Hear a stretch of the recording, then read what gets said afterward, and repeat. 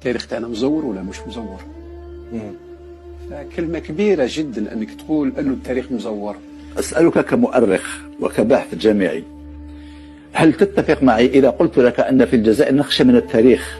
إذا اتفقت معي في هذه الفكرة، لماذا نخشى التاريخ في الجزائر؟ يعني من 62 إلى يومنا هذا هناك أشياء كثيرة ما زال يلفها الغموض في الجانب التاريخي. لماذا نخشى التاريخ في الجزائر؟ والله شوف، هو هذا كلام الأستاذ الكبير دكتور أبو القاسم سعد الله، مقال شهير الخوف من التاريخ. الجزائري في الحقيقة يتستر بمساحيق، الجزائري في الحقيقة يتستر بمساحيق، يتستر بإيديولوجيا لا يؤمن بها إيمان عميق جدا، يتستر بوطنية كاذبة، يتستر بوطنية كاذبة، يتستر بمصلحة وطن، وهو يدافع عن أنانيته كشخص في الظهور وحب الظهور إلى غير ذلك. لكن أنا نقول أنه التاريخ حقائق ووثائق. صحيح. الذي يخشى التاريخ هو الذي يخشى أن يعرف جذوره وأصله. فإذا كان هذا الرجل ينتمي إلى جذر فاسد فمعنى ذلك أنه سيغطي التاريخ، وتغطية التاريخ بتزوير الحقيقة وبشتم الآخرين وبحرق الوثائق. نعم. 3 أشياء مهمة جدا في الخوف من التاريخ.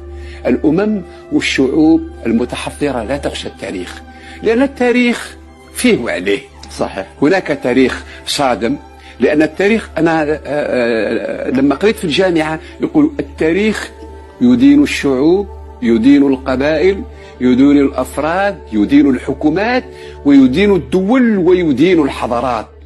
الحضارة الرومانية حضارة همجية، حضارة مدمرة، حضارة استعبدت الكون. فالتاريخ أدان الحضارة الشرهة الرومانية حتى على ألسنة المسيحيين الأوائل. نعم. الأشخاص أيضا يدينهم التاريخ إن كانوا خونة. نعم. فمثلا أنا نردد كلمة على لساني ويحفظها كثير من الجزائريين. باختصار فقط لأنه الوقت للويو سيرفيتور دو لا فرانس كولونيل بيننا.